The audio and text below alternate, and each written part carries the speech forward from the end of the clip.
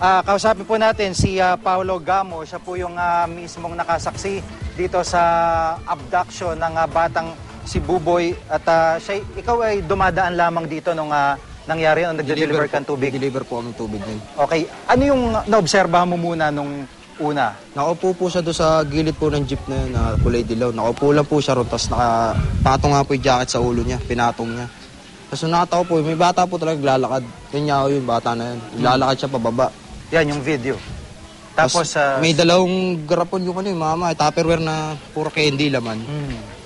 Eh, lumapit nga ako sa akin kasi naikot ko yung motor. Sabi sa akin, grabe init no, ginanong pa ako ng lalaki. Namukaan mo siya? Oo po. Kasi laki ko po, tapos, yung gago.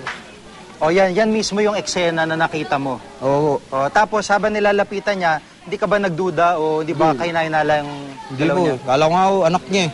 Inuka agad sa isip ko, kaya hindi ko na lang inano. Tapos lumapit nga ako sa akin, hindi ko na makakilala. Sabi sa akin, grabe init no, pre. Nung lumapit sa'yo, dala na niya yung bata, ganun ba? Wala po, naglalakad po yung bata, pababa. Oo. Nung pagsakay nila sa tricycle na nakuha din ng CCTV, nakita mo rin ba yun? Ay, hindi na po. Oo. Kasi pagka labas po ng kasama ko, dumiretso na po kami. Pero yung mama ko talaga na yan, yan yung mismo yun. Oo.